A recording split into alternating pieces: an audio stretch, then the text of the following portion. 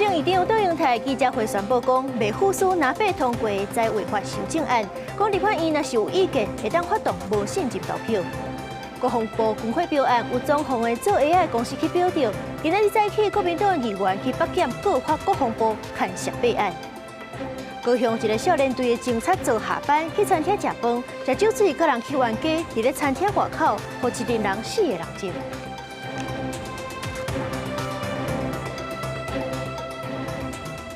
各位观众朋友，大家好，欢迎收看12月15公视第几台 AM 新闻，我是苏眉。新闻头起先来看这立法院南北党团联手通过再违法修正案。行政院长杜英泰今仔日下晡亲身开记者会宣布讲，无要附书这项修法，批评这修法的过程是有争议的，破坏宪政体制等等。杜英泰也表示讲，若是立法院有意见，会当对行政院长发动无信任投票。另外，今日早起，总统赖清德是招部会首长食茶讨论国政，立法院长韩国瑜有关是选择无参加。总统、副总统莅临会场。总统赖清德15调集议这国际茶会，行政院甲考试院政府院长拢来参加。立法院长韩国瑜将基本要是无出现，不过岛顶坑的花莲市王来苏甲副白红做茶，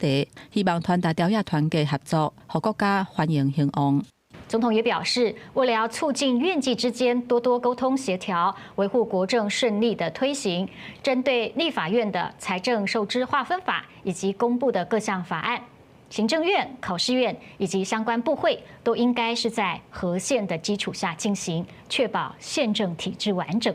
会中赖总统阁一概讲到立法院顶一日通过再违法，甲停止提公告年金的修法。行政院长杜英泰嘛伫会后召开记者会，提出3大原因，正式宣布唔附属再违法，创下宪政的头一个。决定不予附属本次的修法，违反了宪法权力分立的原则，实质侵害行政权。第二，修法的过程违反公开透明与实质讨论的原则，若一旦施行，将对国家的发展造成无可回复的重大危害。所谓附属权，根据宪法第37条，总统依法公布法律的时阵，要经过行政院长附属。即马杜英泰决定唔附属，代表法案无法度生效。相关的做法引起在野的批评。民众党团表示，无排除招民众做伙去街仔路抗议。当赖清德的独裁成为事实的时候，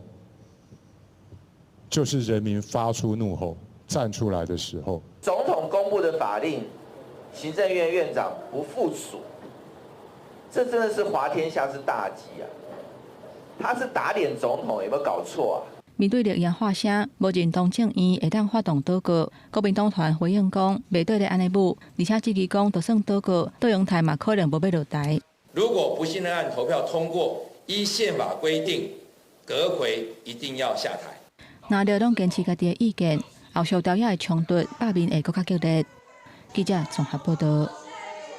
美国拜登政府时期是用总统拨款权要送咱台湾4架 MQ-9A 无人机，不过煞是风声讲，在 Trump 就任了后，无要用送的啊，要改用卖。即阵国防部长郭立雄是表示讲，军援的计划确实有变动，不过毋是亲像外口传的安尼。MQ-9无人机伫天顶侦察，那就有载武器一个人进行打击任务。国军进前甲美国买4台 MQ-9B， 第一批2台安装明年第3季交机。另外，伫美国拜登政府时期，用总统拨款权要捐还台湾4台 MQ-9A， 因过团讲川普怎么要甲送变做卖？原来要无偿军人这4架的这个部分，在这个过程当中，也有涉及到一些相关的一些问题跟细节。本来要原证叫我们要买这件事情，这个讲法完全不实。美国要送4台 MQ-9， 怎么计划有变？专家讲4台加4台怎么减一半，对原本的建立规划恐怕有影响。就要看咱家己制造的敢会当补起来。我们其他中型机是不是能够替代这种所谓的大型机的任务？我想这个都可以在我们讲互补性上面去做一个调整。无人机伫现代战争真重要，毋但是经济部6年要投资442亿，发展国内无人机产业。外交部长林佳龙也讲，要建构无人机国际联盟，包含设立无人机国际学校加国际飞手联盟。伊讲南方已经变有算，也讲若是台湾伫咧菲律宾发展无人机产业，应该当互保。菲律宾的电子工业其实是蛮进步的，而且他们的软体开发能力有非常充沛的人才。其实这样来进行多边的合作，会是一个 win-win 的 situation。讲菲律宾交流唔那是无人机，外国媒体报道，咱海巡官员顶礼拜访问菲律宾，甲菲律宾的海巡就情报共享、教育训练等合作交换意见。林尚焕认为，台湾甲菲律宾乃是当进一步深化合作，唔乃当帮助稳定南海局势，对于缓和台海情势也有帮助。记者综合报道。来看国防部军火标案争议真济，有这做装潢的、做 AI 的公司去表调，今仔日早起国民党的议员领头就去北检告发国防部。不过牵涉争议的代表甲服务公司拢强调讲，投标的过程是有符合流程的。代表嘛已经请律师针对议员的言论来提告。也若是国防部长郭立平是强调讲，所有的标案规定拢相同，并无特权插手。到北检告发国防部，国民党桃园市议员领导质疑，包括来自台南北、后北国际涉来装修公司，承认国防部5.9亿的诈欺采购案，经营违约成立的台州国际股份有限公司标调5.56公里底货标案无下常理。台州国际公司由律师到南检提告领导等人公开发表不实言论，强调公司投标相关程序拢符合规定，有履约的能力，而且符合履约规范。后备公司也强调，得标规定拢会当检验，若是不实指控影响公司的权益，会依法追究。本公司得标前已正式取得美国知名军工大厂 SAE 公司为期10年之台湾独家代理权，相关投标过程合法，程序完备。国防部长郭立雄也正激动地强调，国防部过去20年这种采购案规定拢同款。我们设立一定的资本额，就会让它容易履约吗？我们去计较这个公司的名字，就会让它能够履约吗？交货的品质没有问题，我们就拿得到货，拿得到货，我们才会付款。因应军种未来不对称作战装备的需求的量增加，现有的产能无法满足，我们超前部署，然后来自制以采购来并行。郭立雄讲，采购废物原物料的重点是敢有法度履约，而且厂商投标进前拢爱纳有算金额的3%，得标了也该纳5%做履约保证金。若是无法度交货，被解约会没收履约保证金加停款。央广南亚立委搁再点名，方将地协也标着国防部的标案，姓吴的政府责任涉及伪造厂商资格投标，也搁被判刑。110年底，他才变更登记。在111年年底，他标到国防部、海军司令部的伺服器及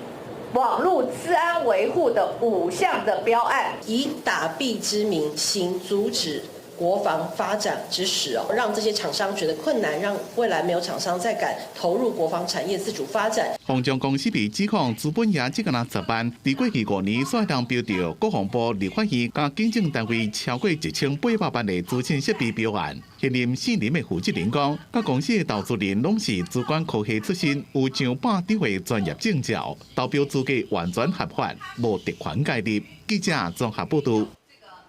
顶礼拜4暗时，高雄一个少年队的警察做下班，甲伊的亲人去凤山食饭。伊是走去这餐厅2楼倒啊伊的店来借便所，煞甲店员起冲突。伫咧这餐厅外口，互一群人4个人拖去争。警方今仔日是证实讲，这个警察做是有食酒，讲话甲伊的行为拢有较失控，双方才会起冲突。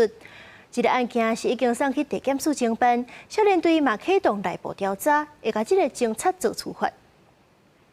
警方赶到现场了解状况，将涉案人带走。在暗时9点外，高雄少年队一个40岁4-5警察组下班甲牵手囡仔去凤山文阳东路的海鲜餐厅用餐，食饱了后，煞伫餐厅外甲3个查甫一个查某起冲突，互人一直拍，热气北上过来。在那边打架，你那楼高一大呀？都有的，因为他是楼上的，跟我们楼下没有关系，这不知道，跟他们不熟。15早起餐厅内空影也未营业，头家讲甲警察组起冲突的是餐厅2楼倒椅店的员工。消息传出了后，民众感觉伤寒，无论是人客还是警察的身份，拢无应该互人拍。当然是不好啊，但是那个是他们店家应该要去管制的东西啊。那因为口角的纠纷遭陈贤等4人出手殴伤这个案件据了解动手殴打的4个人，目前由警方逮捕后全案依妨碍秩序来移送高雄地检署侦办。警方证实，4号警察组迄天用餐了后，甲亲人去2楼倒椅店借便所，好亲像酒后讲话无站实，才甲倒椅店的员工冤家。落楼卡了后，互人压去店外拍，面因为安尼红肿受伤，目前专案移送地检署侦办。警察组讲话无站实的部分，少年队原来启动内部调查，后续依照规定处理。公司新闻采访报道。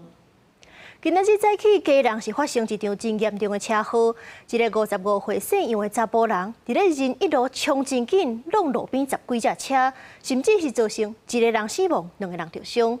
警方事后是伫伊的车顶敲到电子分弹，驾驶验出毒品阳性反应，而且这个驾驶已经是累犯。自11月底到今，才无1个月，全台湾就掠到723架食毒赛车，状况真严重。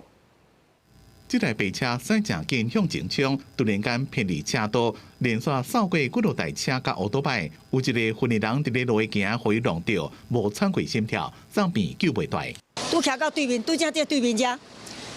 快车都偏过就伫遐嘛，规抓乌托摆，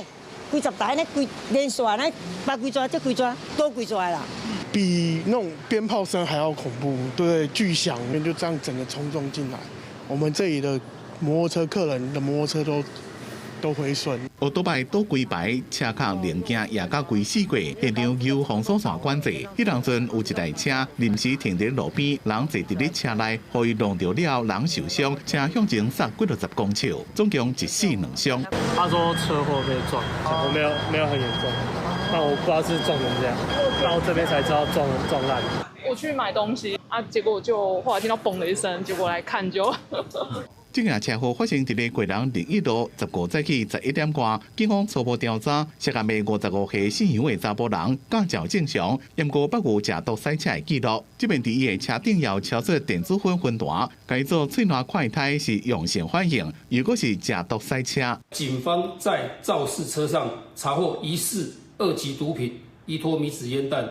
那仍需进一步调查。全案依毒品危害防治条例及公共危险，移请基隆地检署侦办。今年前10个月，警方20个毒驾案，全台湾有6400件。毒品喙烂快胎自11月底实施，到12月12无到1个月，也查到723件。这种食毒赛车的问题，已经真侪国内治安的严重问题。犯罪人看的东西，通通都是只要没有被抓到，这件事情就没有人知道，没有人知道我就可以做啦。他们每一次的成功逃脱，都增强了他们同样的行为的重复性，必须要靠教育来去做的，是指法律的责任感，而不是法律这件事情。食毒开车袂输敢若伫咧路的一粒无定时炸弹，要安怎改善？学者讲教育真重要，应该提升食毒的人的法律责任感，而且爱检讨国内的道路设计，加警方查一笔作为。记者综合报道。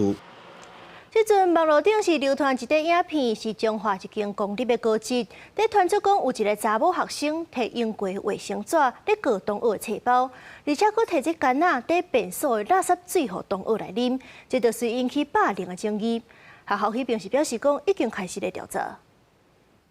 一个学生将用过卫生纸将笔盒内底的文具倒面册包拢切一遍，另外一个画面是到便所摕塑胶管装马桶水，互不知情的同学啉落去，将化一间公立高职传出疑似校园霸凌的事件，网络影片引起议论。学校表示已经展开调查，启动校园霸凌的处理机制。那我们今日内也会组成处理小组，目前都是继续就是正常就学中。那我们学校也会持续的一个关心、了解，还有提供相关的辅导机制。但是发生伫11，学校表示已经进行校案通报，佮启动校园霸凌处理机制。处理小组委员报诉会由教育部针对性霸凌事件专业调查甲调查人才库组成，初步了解双方学生无过节，案情细节甲受害人数依然要去调查。警方表示，目前还未收到家庭报案，那看接少年事件处理法会依法办理。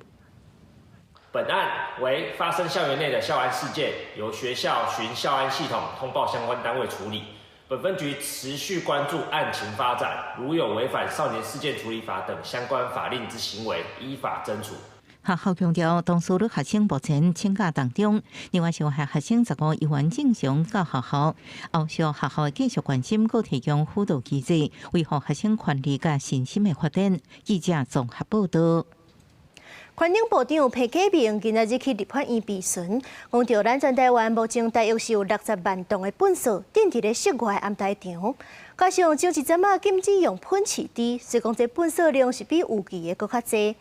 咱未来全面禁止用喷饲滴了后，即个粪扫是要安怎处理咧？敢会当来补助咱的民众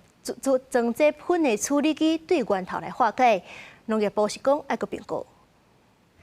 台南的乌树林火器部占地场顶个月导火，烧10几天火才拍花，互大家伫咧讨论粪扫山处理的问题。立法院卫权委员会15针对粪扫山危机，也有需要火器部的企划问题，接受环境部长彭启明，立委也问台南市环保局敢有对家己开单，也质疑烧这款火器物，若产生带后性的污染，要安怎赔偿农民？如果验出来了，你怎么赔偿农民？还是要等他们自己去找国赔？基本上我们有跟台南市环保局在讨论这个事，那他们也告诉我他们未来的规划，包含量测等等，然后跟地方的在沟通。是他自己如果说违反了法令，他自己要罚自己。环境部统计，全台湾更伫咧户外粪扫场的粪扫差不多60万吨。今年因为大型天灾，再加上喷袂当饲拄，粪扫量比有期加差不多20万吨。因为政府决定2027年全面禁止喷饲拄，规划未来1年内，甲421个饲喷的饲拄场转型成这饲料场，这嘛只敢开放需要喷饲拄。刘也关心是不是补助一般家庭装喷处理机？那你赞不赞成跟环境部共同编列预算，来补助每一家户？去购买这个所谓家户的补助，我觉得这个还要内部讨论呢。处理的过程当中，他把80%的水分把它去掉了，被干燥以后减量很多，他省下了处理的费用，那个对他来讲，购买这个处理机就已经是划算了。刘也担心，这卖法规时阵是会成废坡，因为唔免催主就搁再利用，有可能真侪非法喷的暗号手段。农业部长陈振贵强调，地方共同催主中心有可能会当转做是不成疗源催主厂，或者是喷饲料化的加工厂，而且对倒位载过来拢有清单，会当往回查，稽查无问题。记者综合报道。来看台中是有民众去新社一间餐厅食饭，这间餐厅是有这浸卡的服务。不过，伊所发现讲这水池内底煞是有乌乌青青的物件，怀疑卫生有问题。也若是业者是解释讲，这拢是旱药材淋落的。也若皮肤科的医生是提醒民众，这浸卡起来也是赶紧冲冲的会较卫生。民众当要浸卡，发现水底有不明物件，有的是咖啡色粉，有的是青色规地物件，质疑池仔水卫生有问题。因为就已经有脏东西在里面了，就不会想要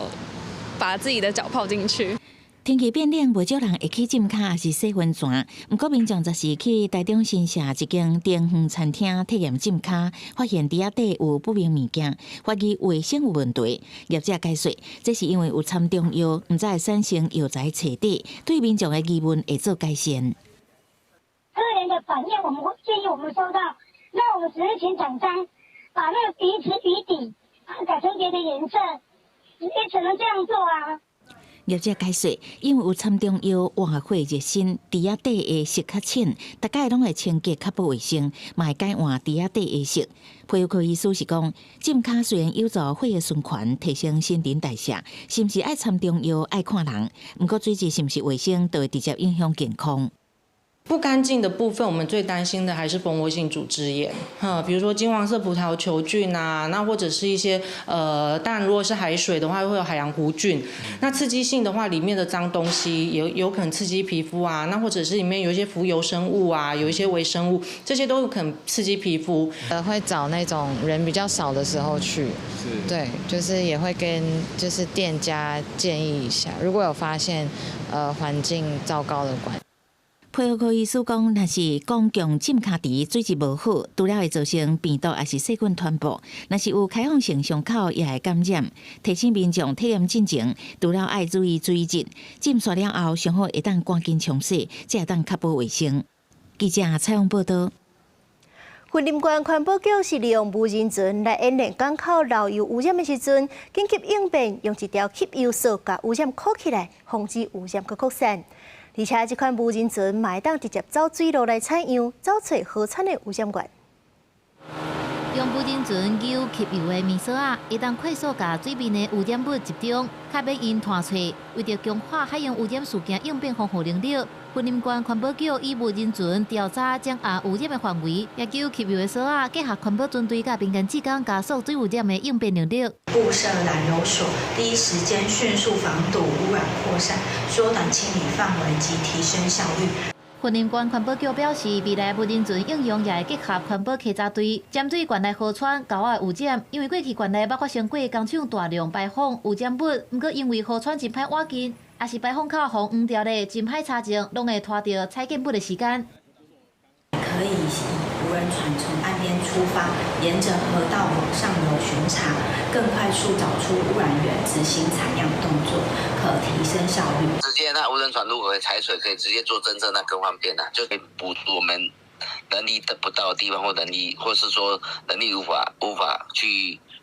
抵达，去所及我们要的东西呀。环保局表示，云林县在2021年成立23队水环境巡守队，由社区、学校、企业甲民间社团所组成，长期伫落水溪、新好尾溪、甲北港溪三大流域的沟仔、大排等等进行水质检测。有水环境的巡守队员讲，未来乃会当应用无人船，通提升作业的效率，守护水环境。公司新闻采访报道。最近，台中的南区会看到民众是把这车的外观改造那像小型的火车，伫咧路面拍走，这就引起真侪人注意。不过，警方是提醒讲，这款改装的车若无经过核准，无领牌就驶上路，相当是会当罚代票3万6。有人伫台中市南区的路发现车路有火车。这台伫路咧走的小火车，甲真正的区间车外观真共款，看起来都真像迷你版的车厢。但是有人翕到这台小区间车闪电火，驶伫个街路。最近常常有台中市南区的民众发现，这台小区间车伫街路拍走，真眼目。迄嘛是那旧车安尼尔，有灯光足济啊，那彩色。我看这台车哪特殊？依照法律来讲，当然是这一种是不能上路了。虽然有人讲真趣味，不过有安全记录。警方表示，目前无接到报案记录，是不是医疗代步车还阁进一步确认？不过，干那外观初步检判，疑似是倒起来车，除了无经过安全检验，上路可能有安全风险，也无照规定领核准的牌证，会依法当罚。此行为违反《道路交通管理处罚条例》第12条1项2款，驾驶拼装车辆未经核准行驶于道路上，将会处以新台币3600至36000以下之罚锾，并移至保管。如果它是拼装车的话，那主要上路的疑虑就是说，用路人可能不能辨识它是什么东西，那他要往哪里走？他如果没有靠最基本的灯光信号的时候，大家会没有办法辨别说他是在直走呢，还是要左走，还是要右走。台湾交通安全协会表示，若是代步车路权员工是过路人共款，若是倒起车上路，也可能造成用路人危险，驾驶的人也可能因为时间造成交通意外。记者综合报道。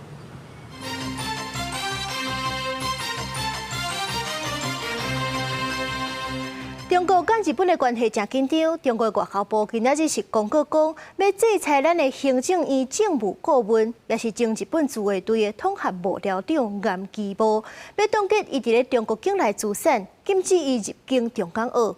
针对这件代志，日本的内阁官房长官木原任是表示讲，中国用这款吓人的方式来甲日本的国民施压，实在使人遗憾。今年6月，民间单位头一届举办的台海防卫兵推时，这个 QA 媒体伫翕的都是前日本自卫队统合幕僚长岩基波，伊也是行政院的政务顾问。中国外交部15讲，岩基波因为甲台独分裂势力交联，决定对伊实施制裁，包括冻结伫中国境内资产、禁止相关活动，甲不准入境中港澳等，即日开始实施。与台独分裂势力沆瀣一气，一再勾连挑衅。严重违背一个中国原则和中日4个政治文件精神。日媒报道，中国对日本人实施制裁情况正罕见。分析是伫中日关系紧张的时阵，北京想要展现对日本甲台湾施加压力。中国側が自らと異なる立場や考え方を威圧するかのような一方的措置を日本国民に対して取ることは遺憾であります。我国身为主权国家，依据国家发展需求，聘请国际专家与顾问。这是属于正当且合法的主权行使。中国这阵仔小连续用限制去日本佚佗、暂停日本水产品进口的手段，咱驻日代表李会勇讲，其中以日本干贝影响上大。身为第二大买主的台湾，目前当拍拼变第一大买主，协助日本甲损害降到最低。像讲进前副总统萧雨芹都特别去日本黑超市购买干贝。另外，英国捌真侪届技术替咱国护照入境的古巴，外交部除了建议国人暂时莫去。农业部上新的统计，今年前11个月，古巴的龙虾进口额是93.8万美金，比去年同期的367.6万美金，落价幅度达到74.5%，进口排名为第4名降到第12名。亲像以技术买古巴的龙虾来做反制措施。任何国际上对于国家以及国民不公平的待遇，我们当然都应该要据理力争，捍卫尊严以及公平的对待。这么极度不友善的国家，不要说龙虾了，连虾米都不应该吃它的了。李伟指出，英国甲咱国断交，甲中国建交的洪都拉斯，都是因为白虾出口受阻碍。总统候选人拢提出希望甲台湾复交，支持相关捍卫咱国尊严的行动。公司新闻采访报道。香港一团媒的创办人黎智英，去互香港政府以国安法抓起来，是已经关要5年啊。香港法院今仔日宣判，黎智英勾结外国势力危害国安、煽动刊物等罪名全部成立，明年1月宣判刑期。黎智英甲三间《苹果日报》相关公司牵涉勾结外国势力甲煽动罪，3条拢去互法院判有罪。黎智英上当时去互判无期徒刑。咱台湾的陆委会是表示讲，将遗憾，呼吁中共甲香港的政府应该随甲黎智英放出来，停止迫害甲打压民主人士。来关心股市，顶礼拜五美股收盘大落，看连咱台股今仔日开盘就随落超过500点，摔破28000点。台积电上价是落到1445块，落尾下晡收盘时阵是收伫咧27866点，计共是落331点。原来台积电收盘是收伫咧1450块，落30块。这礼拜英国、日本甲咱央行拢要公布利率，这股市恐惊也会起起落落。受到普通、甲股文等等 AI 大公司可能有消风气的疑虑影响，顶礼拜五美股全部拢落，尤其是费城半导体指数上届疲弱，落超过5%，加上台指期夜盘大落561点，引起市场的烦恼。拜一台股收盘失守28000点，收伫27866点，落331点。主要是上个星期五美国股市下挫，特别是在科技股的一个部分，担心这个 AI 的一个获利回报的一个速度太慢，所以上个礼拜博通缴出来的财报成绩其实并不差，但是市场还是能够找出这个毛病所以导致呢这个博通的股价重挫，这个也拖累了 AI 科技相关的股票。加在台股尾也无落遐济，不过观察牵连大盘的宽达股台积电，盘面同款青一青。以1450块收盘，落30块。其他电子宽达股，包括华邦电、鸿海、台达电嘛拢落。法人认为讲，这礼拜台股有3大变数要注意，包括顶礼拜五美股甲台指期夜盘大落，还佫有受险的业者可能会伫咧年底进前调节部位，出现绩效袂压。上尾是英国、欧洲、日本甲台湾，拢会伫这礼拜公布利率决策。日本央行呢，如果说是小幅升息的话，短期当然会让资金重新移动那可能就会引导亚洲股市，包括台股的一些走向但这个其实代表日本经济走向正常化所以说中期影响不要太悲观没有必要。专家认为讲，各界预估咱国中央银行会维持利率政策无改变，对市场是稳定的因素。不过，若要观察台股的走势，要是爱登去企业获利、甲外资的动向来看。记者综合报道。超观众朋友来看这诈骗的新出头，提醒大家都要注意。有这诈骗集团是讲互民众做头家，批回来卖汇款只要成本3万5万就会当投资，而且佫免家己伫遐咧无用，是有人会负责家己倒卖。即阵是已经有超过10个人交钱去互关去，其中也有未成年的受害者。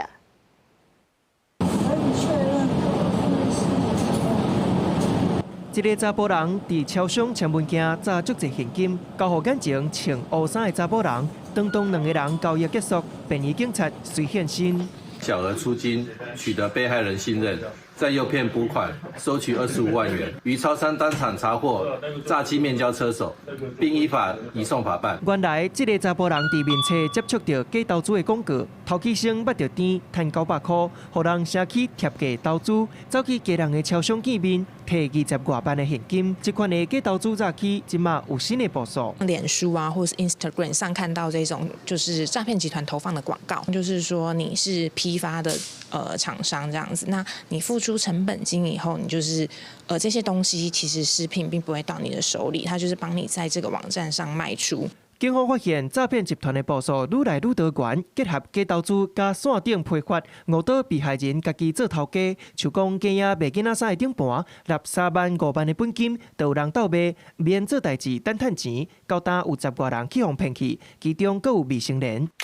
早起直直变，即马嘛有即款。中央银行紧急提醒，官方的名义互人证明，骗民众伫国外有得奖要汇款，要求提供个人口座资讯，也是纳手数料。民众的国外汇入汇款，它的通知都会经由一般的商业银行，那中央银行是没有面对一般民众的业务，所以呢，如果有接到说，比方说是国外的汇入款进来啊，会卡在央行，这个全部都是诈骗。早起创手，若要汇款，一定要提高警觉。警方提醒，只要互人指定汇去私人的口座，防骗的几率真悬，一定要查证，唔通互辛苦赚的钱防骗去。公视新闻采访报道。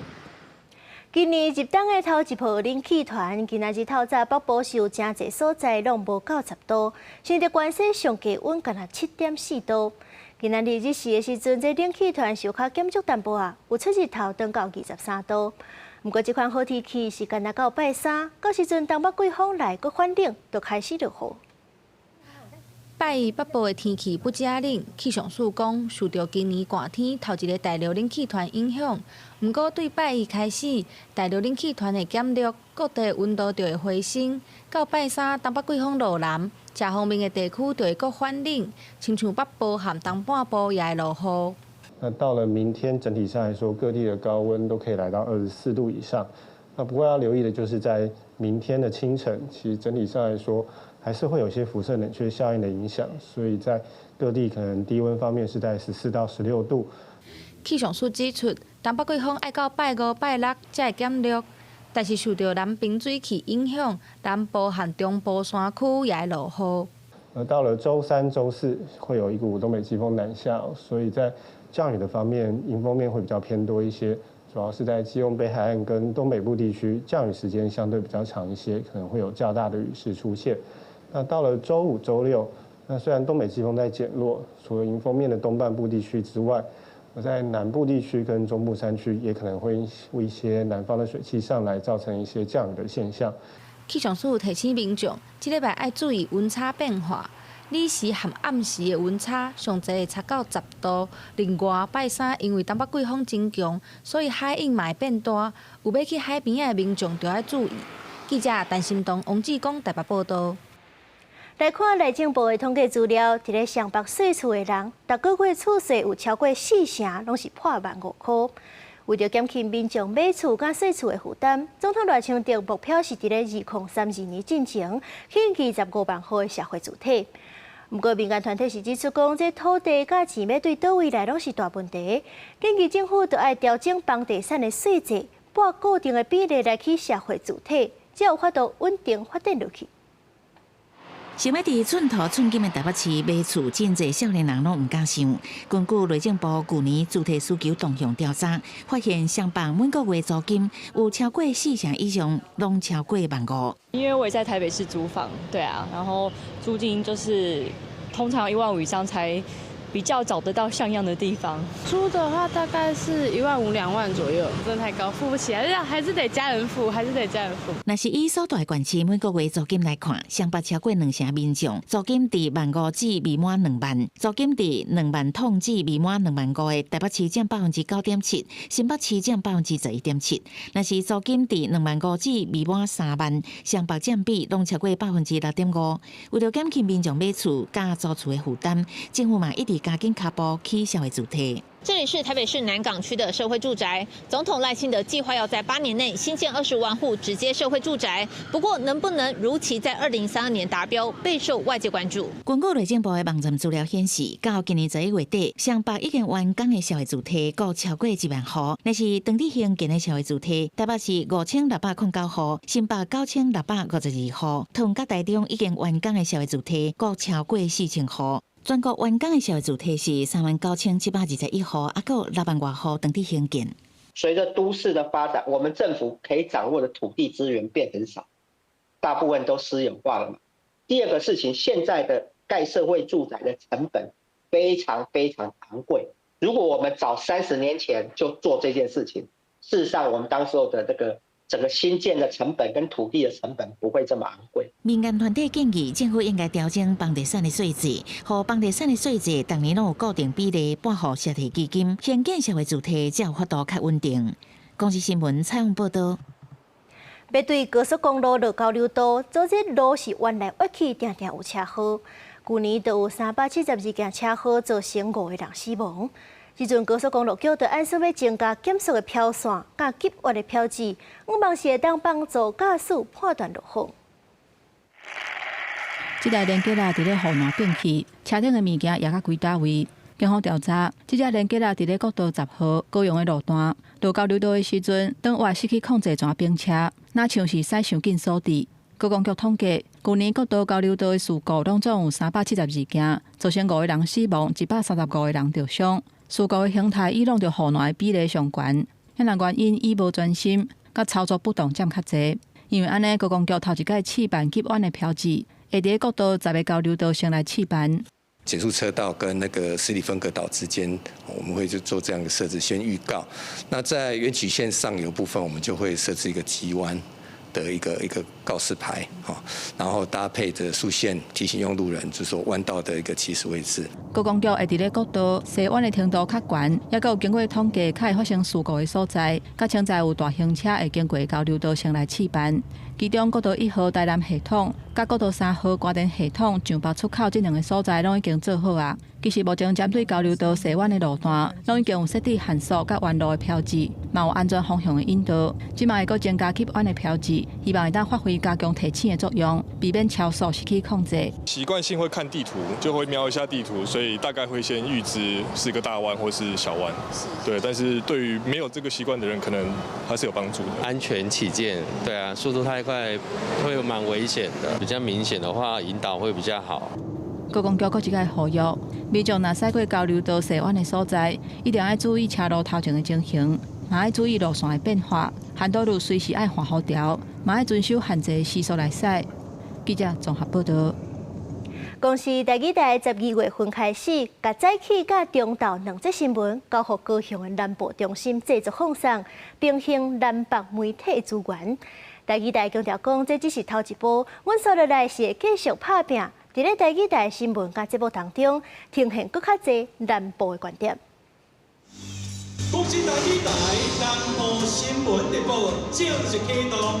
伫济济贵宾的参与下，公司第2台南部中心新闻直播正式启动。对12月起，第2台逐天的早起、中昼2则新闻，透过全新打造的新闻摄影屏，对编辑台到新闻主播，全部拢刷来伫高雄直播。公共电视总经理讲，这只是一个起头，未来公司会有愈来愈多节目刷来南部直播。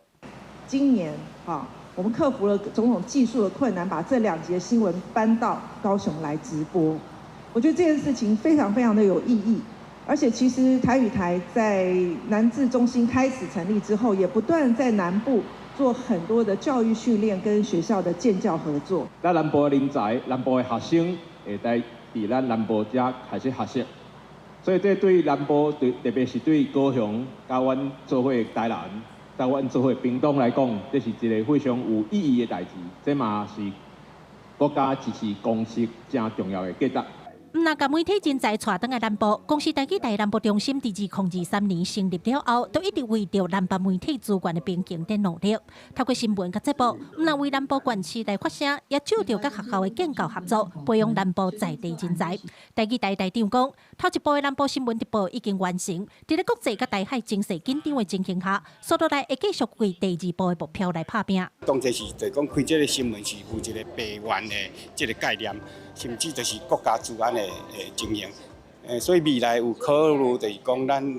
有法度在南部直接发射无，这还搁咧计划中。台积台南部新闻直播代表的，唔但是资源的投入甲出国人才回乡，也是南部在地声金的放送平台，以及未来国家安全的第二保障。台长卢东熙讲，这台积台拢会当做，嘛愿意做。记者柯家朱超阳高雄场报道。高雄桥头地检署侦办台南市前议长郭信良的公电弊案，意外发现讲郭信良牵涉提供土地，和处理社会主体废土局的包商，和因来非法囤这废土。检方即阵是按照废清法，甲郭信良等5人提起公诉，求判郭信良重刑。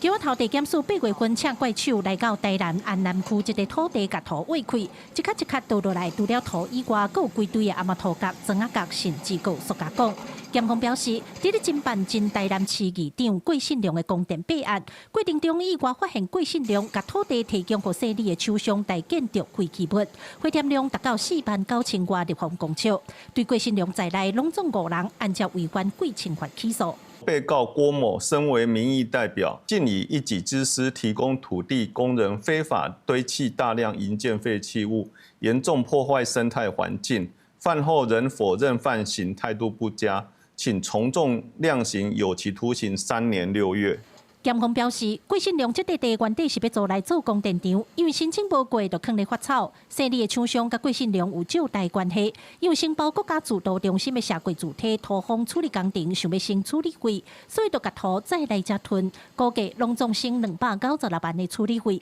对此，台南市环保局表示，因为配合检调侦办，土地无法度有任何动作，现在侦查结束，会赶紧甲废土车走。本局后续将向桥头地检索取相关资料。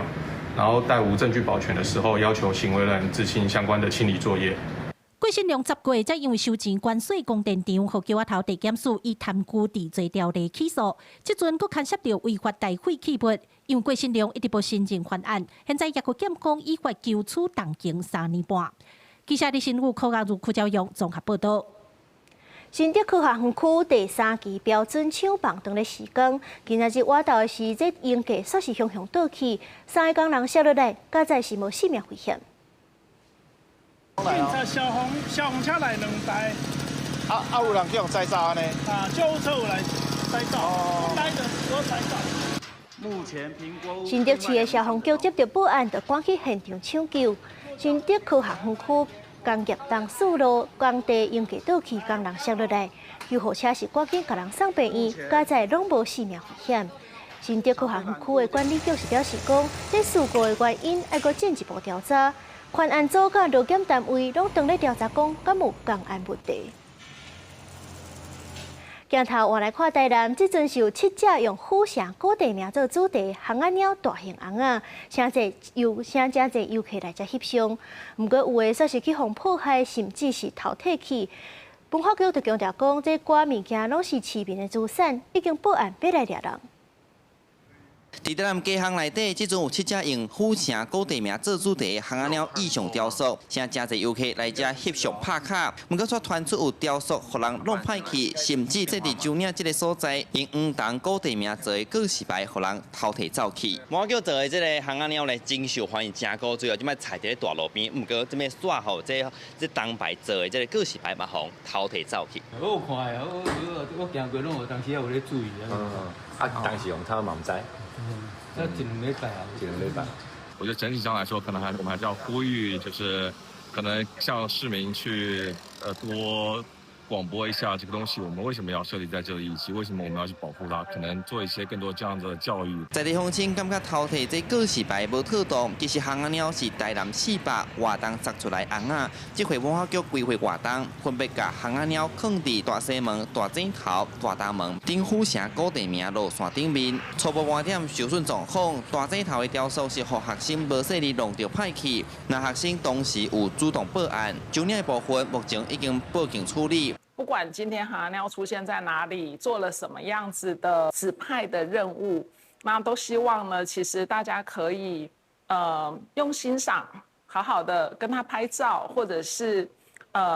跟他做一些互动，但是千万不要拿航阿鸟身上的任何的东西自己带回家，因为这件事情是非常不道德的事情。文化局强调，红阿鸟是艺术家参地很共同完成的公共艺术，每一块黄铜牌有台南独有的历史甲空间的记忆，也是市民共同的财产。这按算等到明年10月，文化局讲，若民众发现有受损，也是告示牌搁无去，会当主动通报文化局。因希望透过市府甲民众做伙来守护街头的好风景，卖互公共艺术搁受到迫害。记者苏台南采访报道。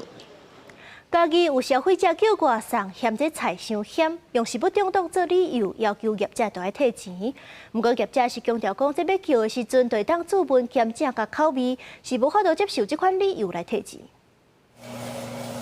用买货来插店内底是店家无因咧准备外送的订单，嘉义市这间店上界出名的，就是店家家己炒的咸椒啊。想袂到顶礼拜六，煞有消费者食了以后，向外送平台反映，讲食物上险，害食物中毒，要求爱来退钱。你去医院，如果是真的食物中毒，我赔给你。但是是因为你吃啊，你自己负荷不了的话，你这样子是污蔑我们店家。什么叫食物中毒？食物中毒是很严重的东西呢。业者甲消费者的订单提出来，讲伊4项菜内底有3项加险，计共500多块。结果食了以后，煞向外送平台投诉食物安全问题，要求爱甲有加险的迄3项计共400多块的钱提回去。业者讲，菜单顶面拢有标示险的程度，头摆拄着这种恶意的退款行为。退单哦，我觉得是有争议啦。怎么说有争议？你觉得？因为其实你如果辣度身体不适，像我自己就不会吃很辣的，所以我自己斟酌就不会去点。这个辣度到多少了？你吃的时候斟酌，或者是试看看，或者是真的会嗨，我们都有写了啊。店家表示，因为向平台争取，把钱摕回来，平台嘛有退予伊，但是食物安全的投诉也是予伊真无奈。因为这件消费纠纷，消费者才是主要爱负责任的人，但是最后受伤的也是经营的店家。记者林慧婷嘉义报道。国立台湾高响乐团见证台湾民主甲音乐的发展过程，因今仔日是发表80周年的特刊，记录因的历史。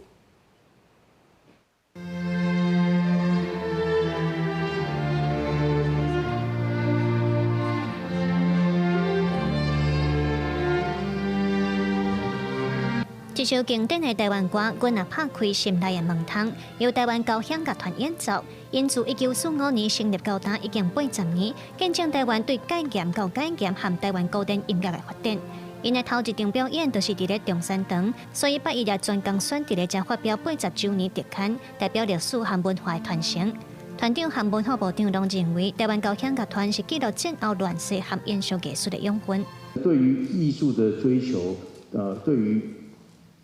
对音乐的推广，对于怎么样去产生我们自己的声音，这个初衷跟这个方向从来都没有改变，即使我们面临了那么多不同的变迁了。这个团啊，从以前到现在这么长的历史，未来就2个方向，一个就是走出去，去跟国际交流，然后让它那个水准更高，跟国际交流。第二个就是国内扮演一个教育的角色，往下。让我们下一代小孩子很早就接受音乐。特刊为着要记录台湾交响乐团的历史，邀请真侪艺术人斗阵参与。主编辑讲，可能真侪人听过因的表演，但是并无了解因。伫咧编这本册的时阵，伊才发现原来英国因险都要收起来，但是因无放弃，继续变甲即马，互伊真感动。这次有这机会稍微比较细密的去查看的时候，其实内心是充满了很多的惊奇，以及对于过往这些人其实这么样投入来维系这个乐团，我其实觉得蛮感动的，也希望这个感动能够透过这些文字传达给就是这本书的读者。台湾高雄乐团表示，这本册唔但是对过去的回顾，嘛互因有走向未来的动力。希望未来会当继续透过本土创作、教育推广和在地连结，互更加侪人来感受音乐的温度。也希望透过音乐，伫咧国际上为台湾发声。记者陈心东、王志光台北报道。咱台湾中美洲的邦交国瓜地马拉顶礼拜受武装组织攻击军警，造成5死4伤。这个地区长期受土地边界、族群、恶毒毒品的问题。即阵这瓜地马拉的总统是宣告西南部2个城镇进入紧急状态。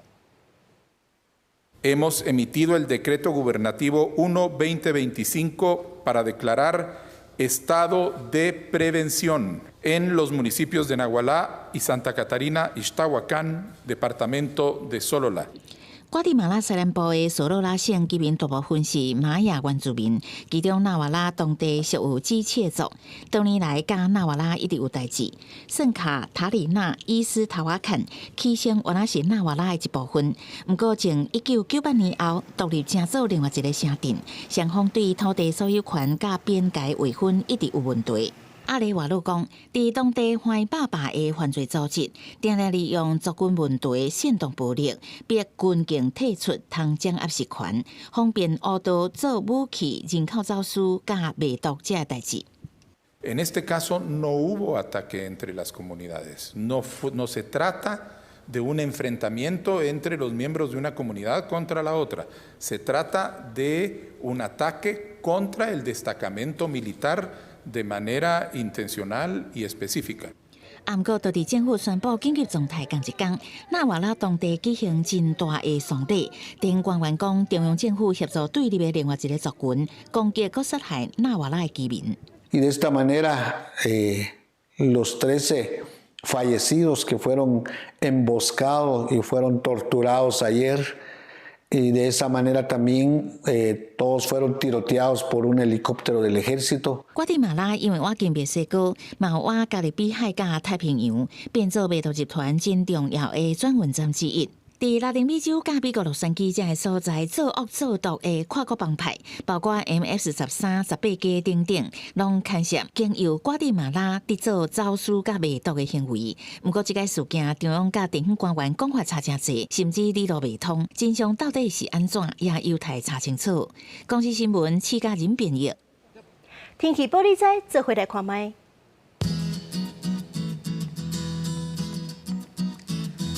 北部地区14度到25度，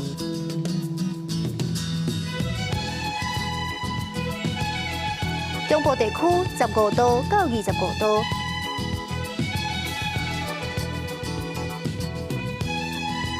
南部地区15度到27度，